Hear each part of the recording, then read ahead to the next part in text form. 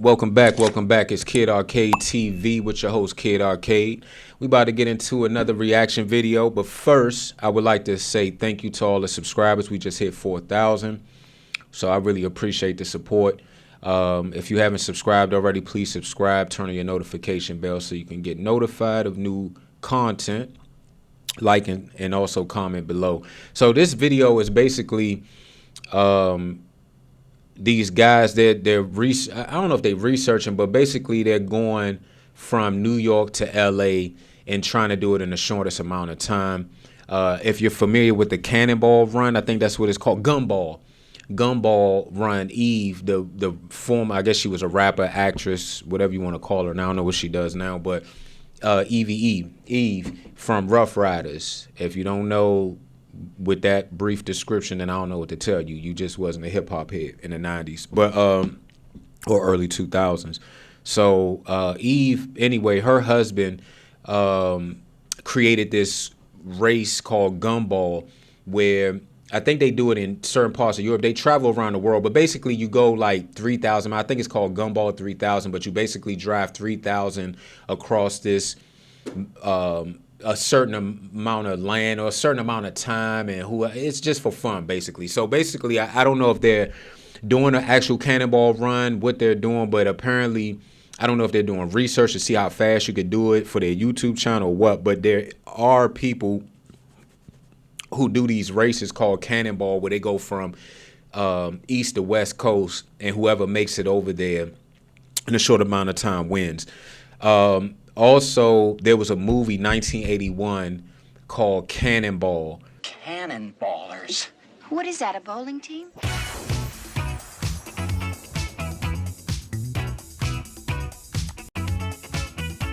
California, here we come. You haven't seen our equipment. Equipment? Anyway, let's get to it. I'm going to show you how to race from New York to Los Angeles as fast as you can without stopping. The race is called the Cannonball, and honestly it's less of a race and more of a battle against the law. A battle that requires a bulletproof plan, a very modified car, and a team with a couple of screws loose. Doug Tabbitt, Arnie Toman, and Dunadel Dariush, this is the team that currently holds the record. And that record didn't come easy. The trio in question aren't newbies when it comes to driving fast cross-country. Doug and Arnie have been racing the Cannonball for years, and they refined routes, equipment, and know the interstate system east to west. But the Cannonball race didn't start with Arnie or Doug. In fact, its origin didn't start as a race at all.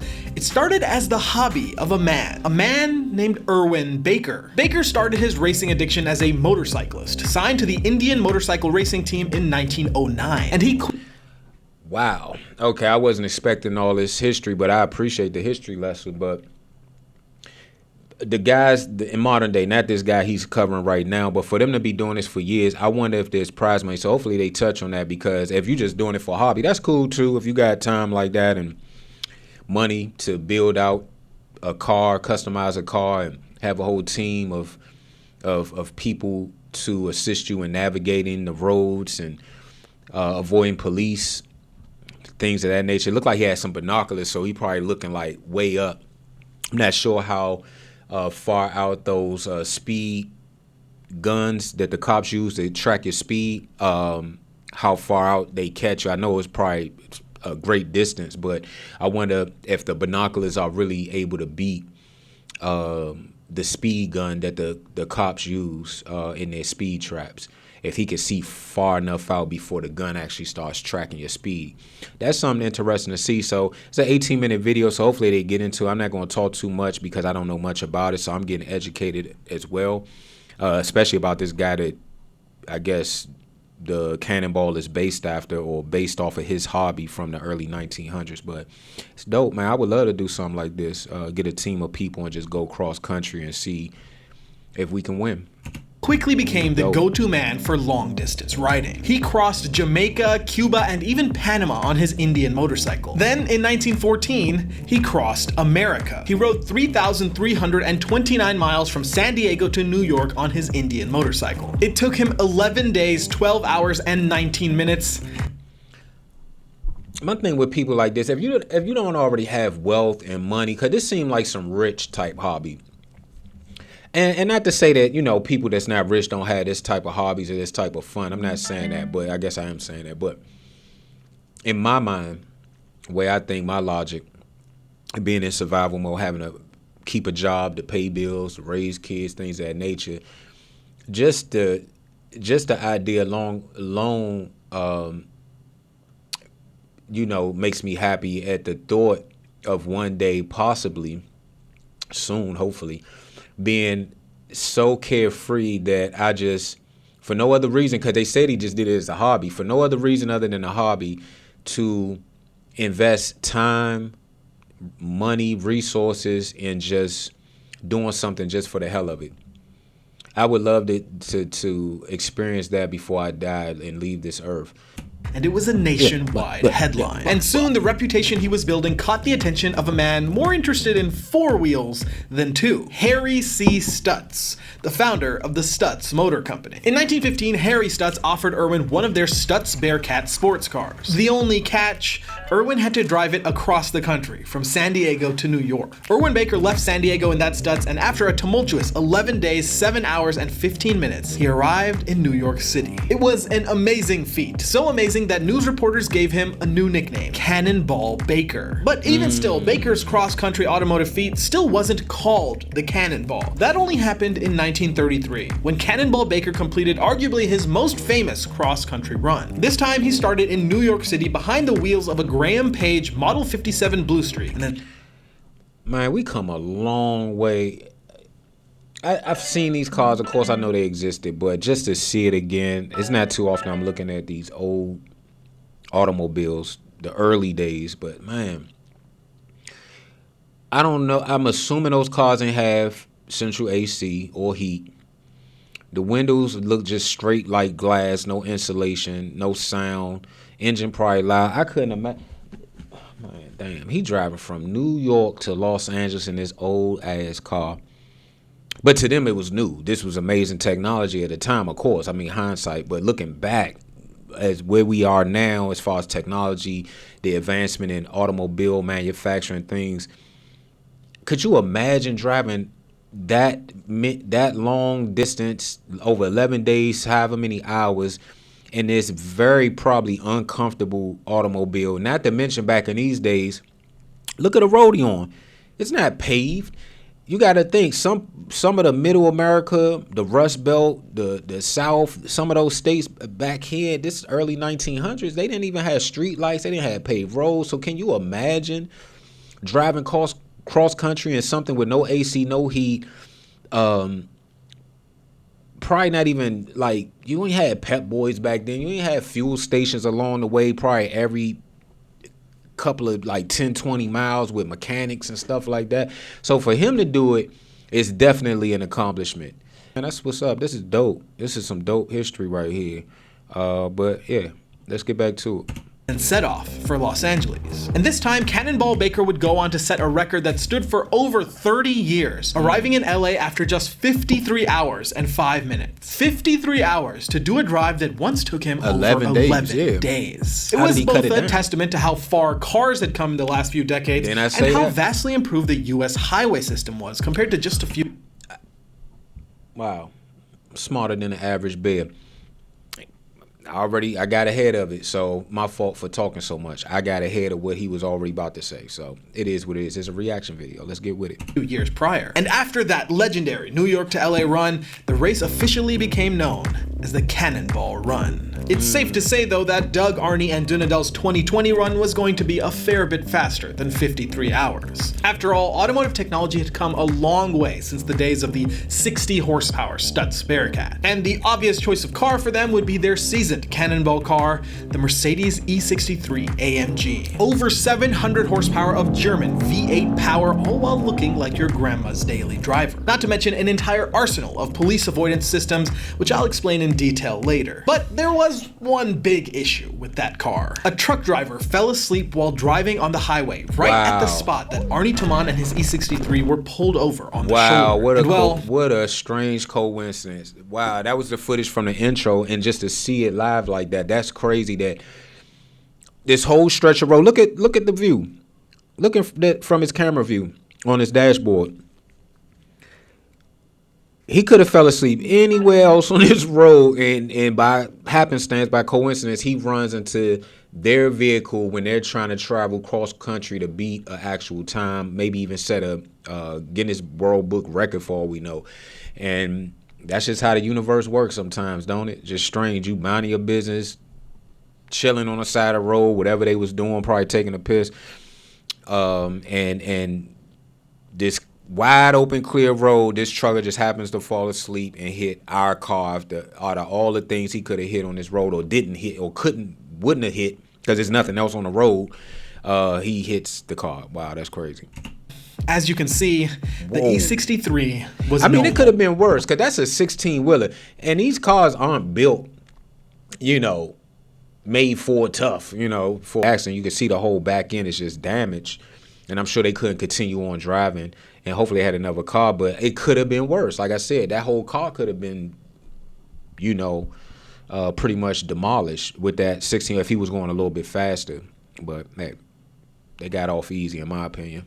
more. But this team wasn't one to give look up. how fast it's so they going. acted quick and Look bought how fast the 16-wheeler hit the car. Like, that could have been a whole lot worse. their friend's C7 Corvette. It was a fast car, could probably do a decent time. But just fast in the Cannonball doesn't cut it. You need stability at speed, the space to fit massive fuel tanks, and a litany of equipment. And perhaps most importantly, you needed to be able to be completely hidden in plain sight. Of course, what about an EV? They're fast, efficient, generally quite aerodynamic, and pretty unoffensive to look at. No need to pack in massive fuel tanks either, and some of the highest end EVs like the Tesla Model S Plaid and the Lucid Air can get nearly 500 miles on a charge. But that presents a couple of issues. First of which is that EVs don't always work as advertised. A March Cannonball run means cold weather in much of the US, and EVs true. can see a reduction of anywhere from 10 to 40% of their range in cold weather. A problem that manufacturers are desperately trying to solve right now. For a car like the Lucid Air Grand Touring, that could be 50 to 200 miles sacrificed just to drive in the cold with the heat on. And before you say that insert political party here made this stat up,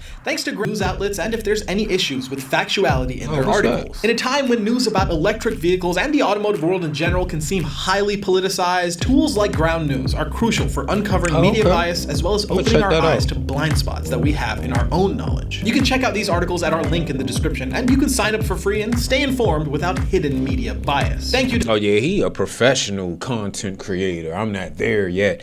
He got a whole commercial in the mix.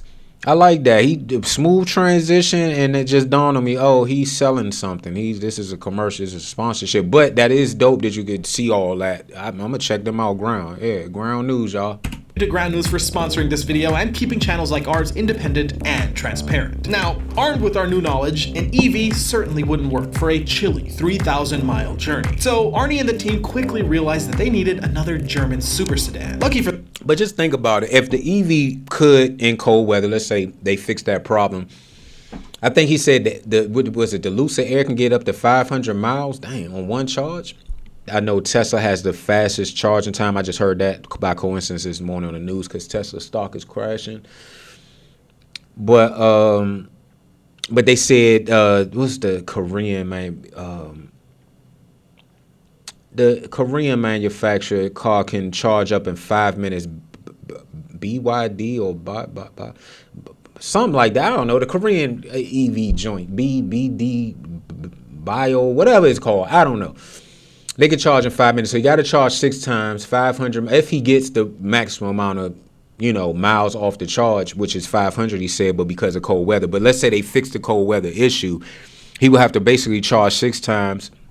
So he's taking at least 10 to 15 minute pit stop if he's getting some, because this is a race. So I'm pretty sure they're not stopping off to go to sleep or anything. It's not like a family traveling from New York to California where they're going to take breaks and got kids. So they're trying to professionally race across country. So I don't think they're taking long breaks. So with that being said, he's probably taking a 10-minute, probably trying to cut his stop time down. So the EV would make sense in a sense of trying to do it in the quickest time. But then I don't know if the Cannonball has certain rules with, you have an EV versus gas, because there is an advantage, obviously, if you have an EV that can go hundreds of miles more on one charge than you can on one fuel or tank. So hopefully they factor that in. But I think this is dope.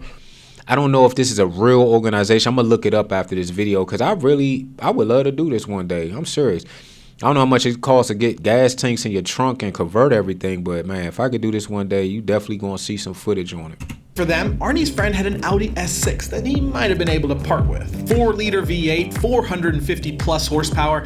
It wasn't an E63, but it would be more than enough to blast down the interstate at sustained triple-digit speeds. So Arnie called his friend Tuesday morning, and 30 minutes later, he was on his way to pick up the Audi S6 that would break the Cannonball race record. Now, I keep saying they broke the Cannonball record. Oh, that's dope. But up till now, the story has always been about one car and one team going the distance. And that's more of a time trial than a race. But 50 years ago, the Cannonball was actually a wheel-to-wheel competition, thanks to the senior editor of Car and Driver at the time, Brock Yates. In May of 1971, Brock Yates and his 3 teammates took a 1971 Dodge Caravan Sportsman that they called Moon Trash 2 and rushed across America in 40 hours and 51 minutes. Nice. It was supposed to be a celebration of the excellent U.S. they highway use the system bathroom? and an FU to They the probably government had for their diapers on. overly strict traffic. If they did it in 40 hours in a conversion van, they probably didn't use the bathroom. They probably had diapers or piss bottles. Probably stopped maybe once or twice, it sounded like that, and they probably had I don't know how they did that. 40 hours, that's crazy. They didn't stop much at all. Laws. But also, this was the inaugural run to launch their new event, the Cannonball Baker Sea to Shining Sea Memorial Trophy Dash. And they announced that on November 15th, things were gonna get serious, because they would be holding their first ever Cannonball race. Yates organized 23 drivers in 6 different cars, and all 6 teams met at the same starting point that Brock and his team established earlier in May, the Red Ball Garage in New York City. At the start was a Chevy Sport van rigged with 298 gallons of fuel tanks, a Cadillac DeVille, an MGB GT, a Dodge van with nearly 200 gallons of gas tank, a Ferrari 365 GTB, a freaking 1966 motorhome, a 1969 AMX, and of course, the Moon Trash 2. A wide variety. That's some cool. I don't care what nobody say. This is a cool concept right here. The Cannonball. Man, I'm gonna look this up, dog. If they don't have it, you know what'd be dope to relaunch this. This would be something cool to do. Like on it, what would it be? Yearly, annual? I guess it could do annual. I guess you could do an annual race. I wouldn't do it in the winter though. I'll probably wait till like April, springtime. That'd be dope, man. My wheels are turning. I'm thinking. Of cars, all built for the different roads of life. And that's what made the Cannonball race so unique. It didn't matter what the car was. All that mattered was if you could survive those 3,000 miles. 35 hours and 54 minutes later, it was the... He just answered my question too about the intro when I said Eve's husband. If it was Gumball 2000, it must be Gumball 3002. So the maximum is 3,000. That's what it seems like, or the minimum is 3,000. Maybe you could do a 5,000, 4,000 run, but I think they're all 3,000. I think it's to pay homage to the guy Cannonball, the guy that did it back in the early 1900s, because maybe he did 3,000, so they just kept it 3,000. So that's the format, but that's dope. Ferrari 365 that won the first Cannonball Sea to Shining Sea race. But not for the reason you might think. It wasn't the fastest car in the race. In fact, the Cadillac actually hit the highest speeds of all the teams. Dang. The Ferrari won simply because it had the perfect balance of everything. Decent MPG, excellent acceleration, all while being relatively comfortable and easy to handle. Not to mention, it had Dan Gurney behind the wheel with Brock Yates as co-driver. But even though the Ferrari won, the top 5 cars were separated by just 2 hours. And that's what made this race so different. There wasn't just one recipe to the best strategy. You needed a little bit of everything and the ability to execute on a solid plan. The unofficial Cannonball Sea to Shining Sea race happened 4 more times in the 70s. And the 1979 race saw over 40 teams register. Even a new record was set with a Jaguar XJS finishing in 32 hours and 51 minutes. But 40 plus cars racing flat out across the United States was clearly becoming a bad idea. Yates didn't want to be responsible for any injuries or, God forbid. Yeah, I was just thinking about that liability. Somebody get an accident now, they want to sue your organization or whoever was hosting the race. There's a lot that come with that, but it's a dope idea, man. I think it'd be dope, man. I don't know if America built for this anymore, the tolerance of it, just to have a good time, or if, you know, it's going to turn into something else and, you know, political or some stupid or whatever. But yeah, I know they do races like this over in the Middle East, I want to say, probably United Arab Emirates, maybe even Saudi. I think the closest I can think of is even like the Le Mans, like through Spain and Madrid, and the cars racing through the streets. It's not the same, but it's more of a race. But like I said, man, we could do something like this and host it in the United States on an annual basis and get the support of, like, to a certain degree, local law enforcement. Like, if somebody's speeding, I mean, do your job.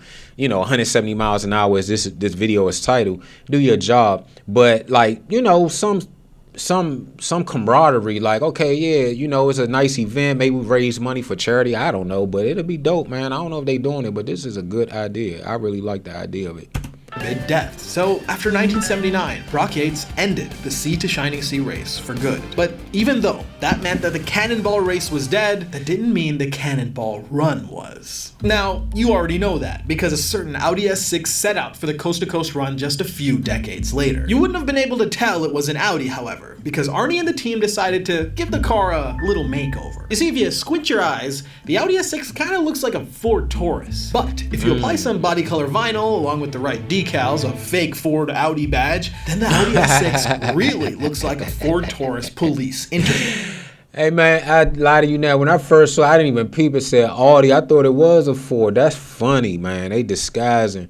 I can't wait till he get to the type of scanners they use. I need to know that. Scepter. And this would be the disguise that would take Arnie, Doug, and Dunadell across America. And on a quiet night in May 2020, they took off from the Red Ball Garage in New York City, just like Brock Yates and his team did all those years ago. Unlike Brock Yates, however, it took them only 4.5 minutes to get out of Manhattan. COVID restrictions saw traffic at their lowest levels in years. That was largely the reason they needed to make this run happen in such short order. Just a few months earlier, their previous record was completely smashed by an amateur team in a leased Audi A8. And for Arnie and Doug, that wasn't something they could just let stand. So it wasn't long before they were out of New York entirely and into Pennsylvania, flying down the highway at speeds that were a little more than the limit. But that's when they encountered their first problem: the cops. A state trooper was cruising on the highway, and of course the team couldn't just blow right by him. And this is where the next crucial tool for a cannonballer comes into play: scouts. Arnie and Doug set up a network of friends that would act as scouts, driving on the highways ahead of where they were and surveying the roads for potential.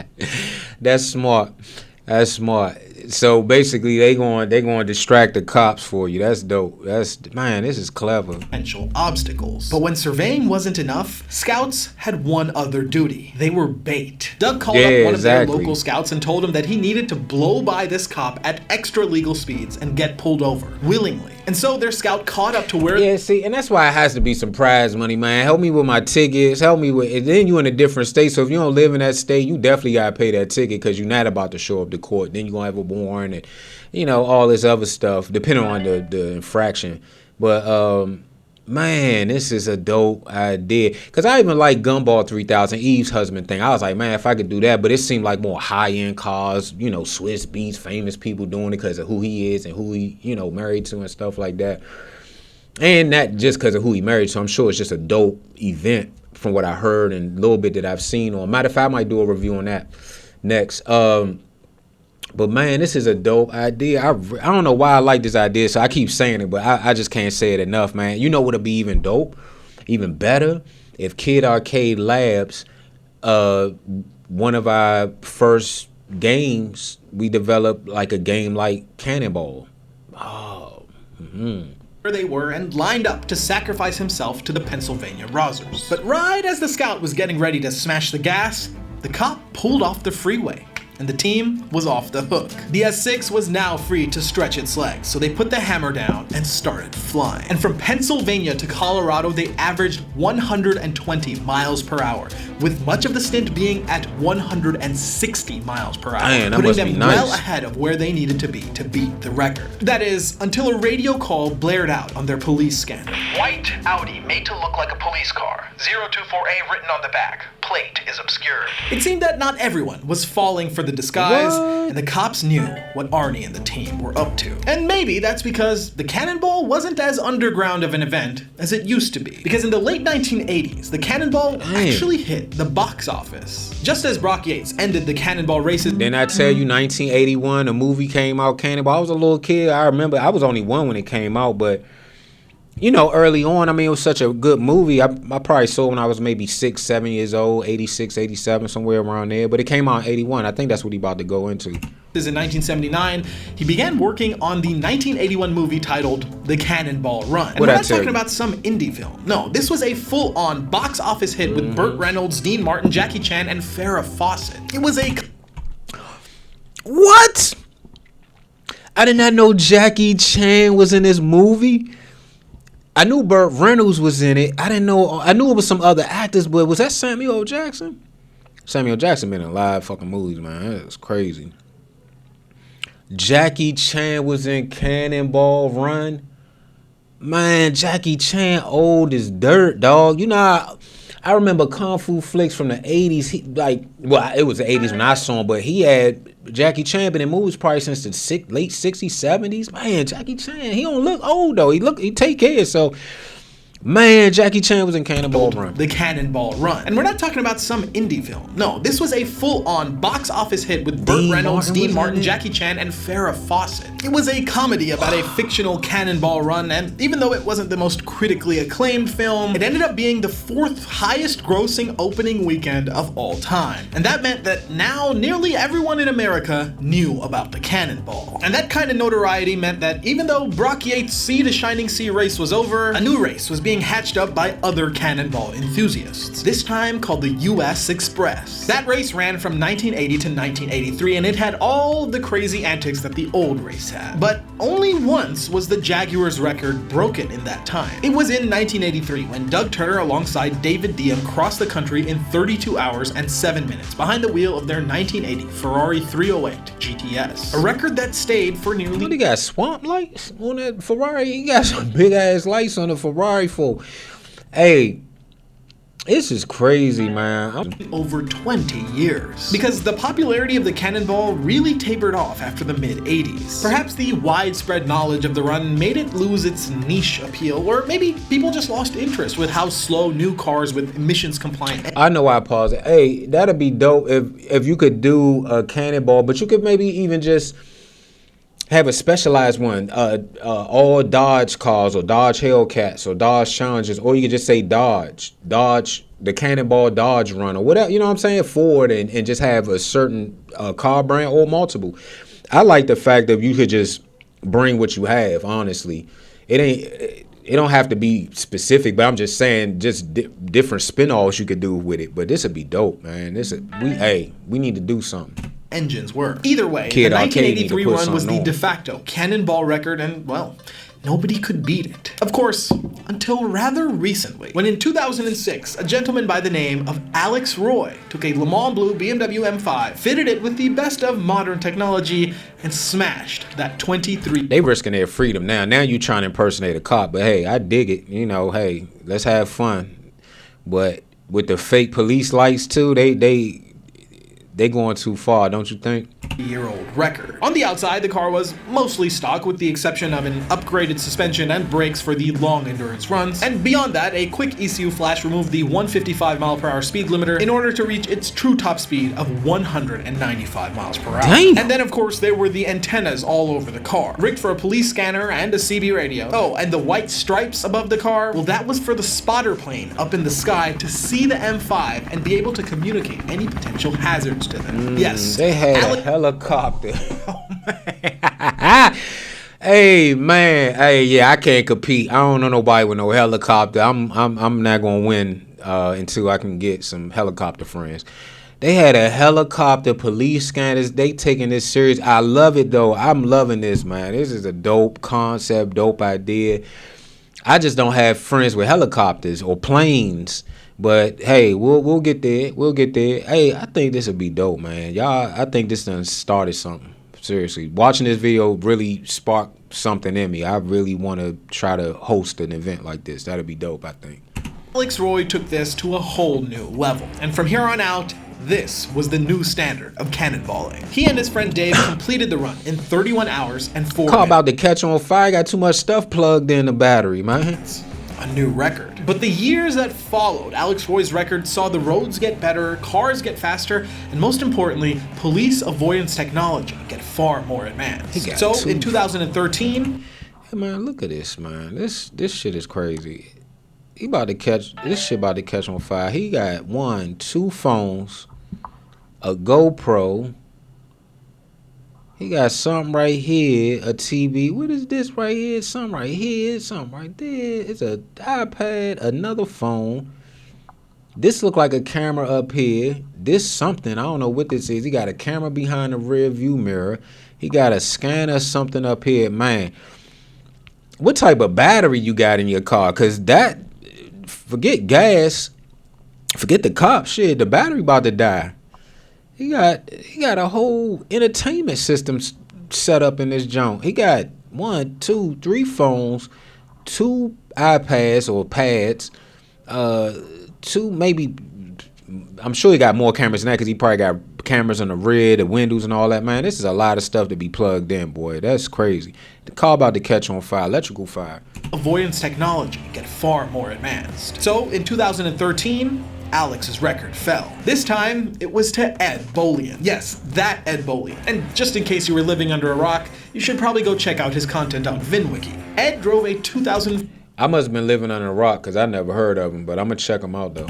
Mercedes-Benz CL55 AMG. And to get with the times, he equipped it with a bunch of countermeasures to give him the best chances possible. He had 2 Valentine radar detectors, 3 Garmin GPS systems, a CB radio, a radio scanner, 2 laser jammers, a dang ambulance traffic light changer, and then, of course, a custom fuel tank.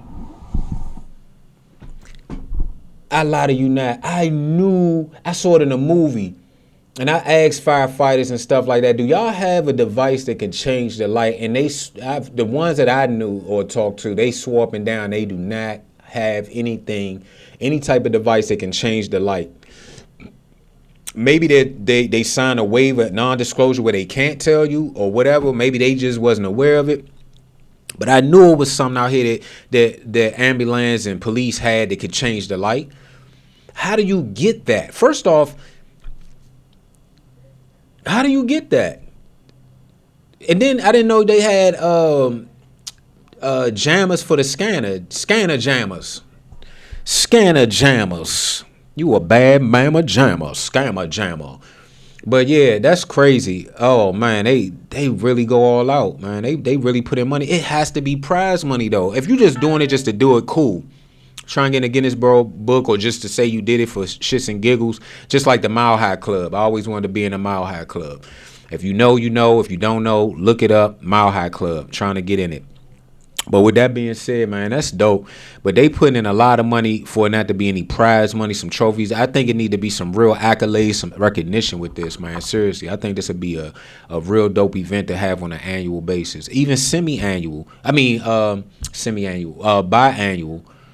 every 2 years, every other year.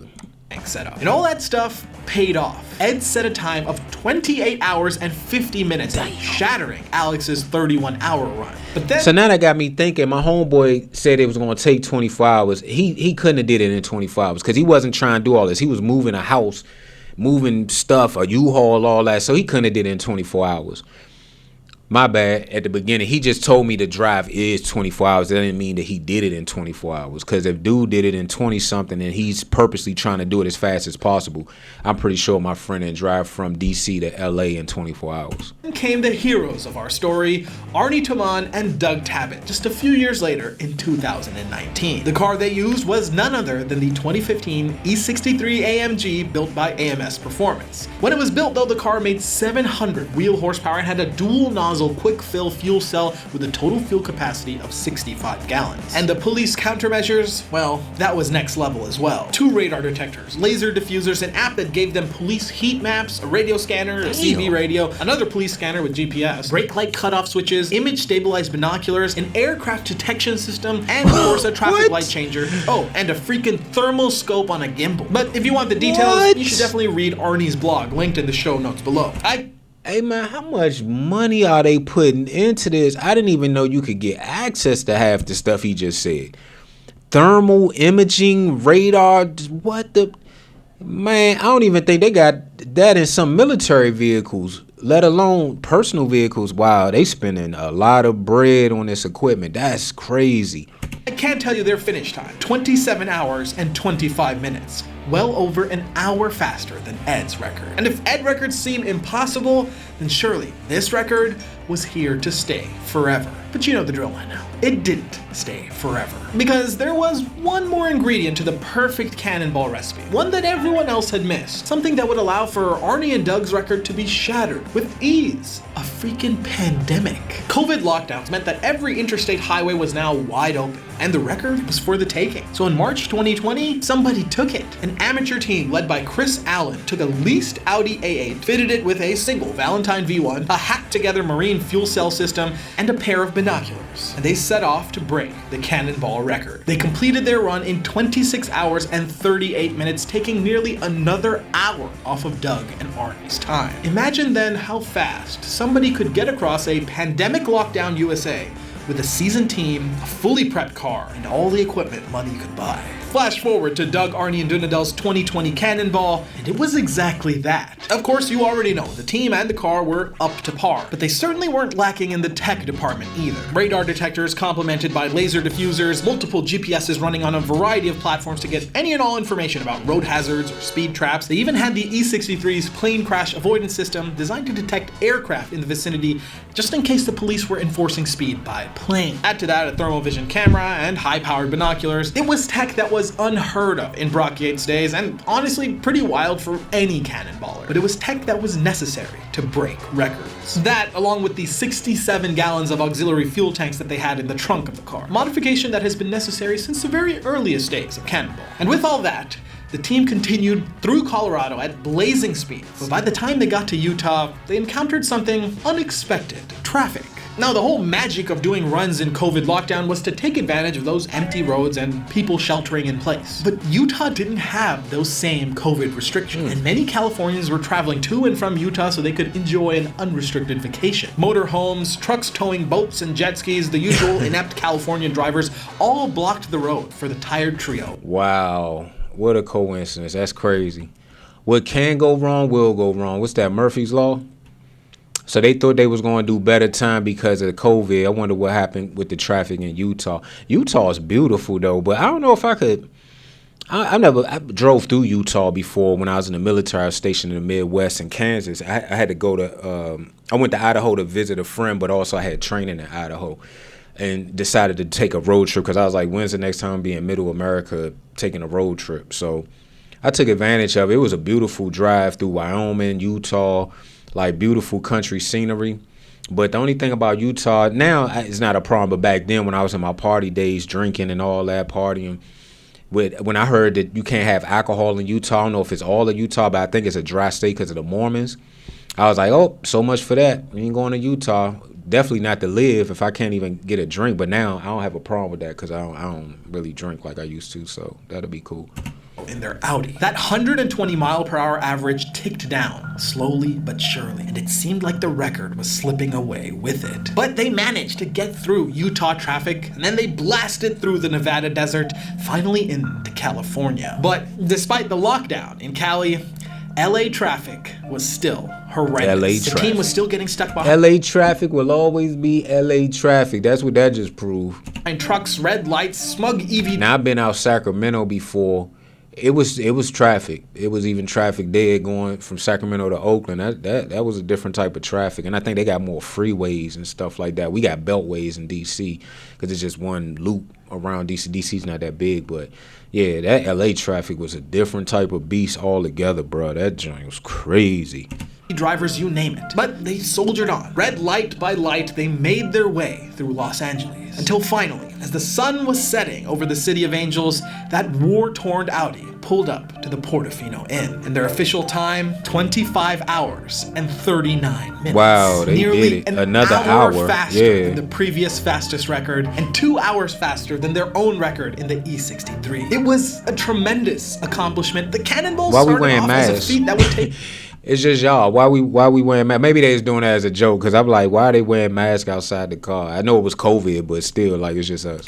Over a week at the hands of Ernie Baker. Then just days in the era of... My dad had a Camaro like that. Man, exactly that year. It was like 60 something, but man, I wish he would have kept that car, man, and gave it to me. Brock Yates to now taking hardly over a single day. 3 determined drivers behind the wheel of a deviously disguised German super sedan packed full of the best tech, with the support of their faithful scouts, did the impossible and set a cannonball record that is yet to be beaten to this day. And that, ladies and gentlemen, is how to race from New York to Los Angeles as fast as you can without stopping. Thanks for watching. Subscribe if you haven't already, and join us on Discord to see what we're cooking up next. I'll see you in the next one.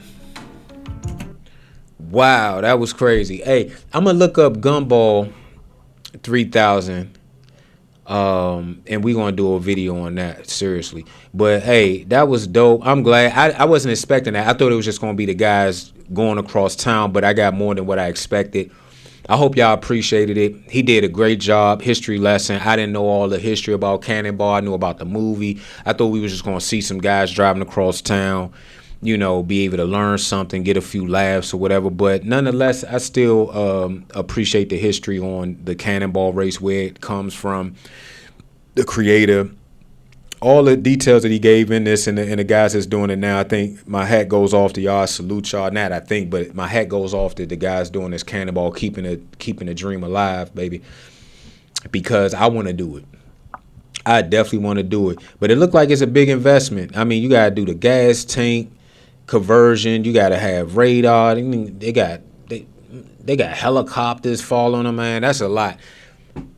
Not saying I wouldn't want to get to that level. Like, hey, by all means, whatever advantage I can get. But I don't know. I don't know if that takes away. Like, it's getting too, you know what I'm saying? Like, it gets too overboard with the money and profession, where it turns people off. That's why I said, even with Eve's husband, the Gumball 3000, that's what, from the outside looking in, even though when he did, I think he did an interview on Breakfast Club years ago where he was saying that it's not about the car, this, that, and the third. Anybody can, you know, come out right. But you say that because that's the spirit of it and what you would like.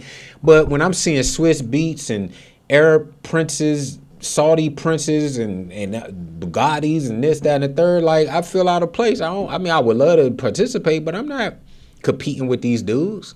You get what I'm saying? So if they could make one that's more middle of the road, like regular, for regular Joes, I think that'd be dope. Or, hey, maybe it's not meant for regular Joes. Maybe it's meant for you to get sponsorships and money. But then it seems like whenever money gets into I don't know if you would consider this a sport, but it could be considered sport, just like car racing, right? It seems like it takes away from the fun of it, like the true meaning of whatever it is. Money get involved. Now only certain people can do it. They got money. Like, you know, I want to drive across town just for the hell of it, too, and have fun. You get what I'm saying? But, hey, it is what it is. That was a review of the modern day Cannonball going from New York to LA in the fastest time. Who could do it? So the last record that's still standing right now is 25 hours and 30 some odd minutes.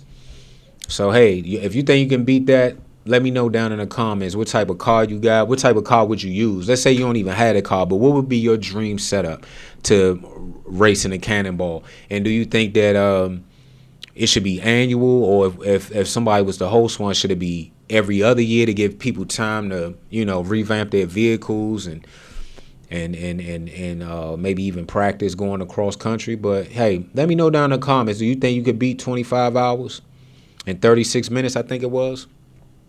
And if so, what kind of car would you use? What would be, you know, how would you trick it out and everything like that? Just let me know down in the comments. But this was dope. But we're going to move on to the next one. I appreciate the support. Please subscribe, turn on your notification bell, like and comment down below. Also, if you comment, don't forget to put your Cash App, Zelle, so when we do our milestone giveaways, you could be entered to win. But with that being said, it's Kid Arcade TV, your host, Kid Arcade. I appreciate you. See you in the next one. All right, peace.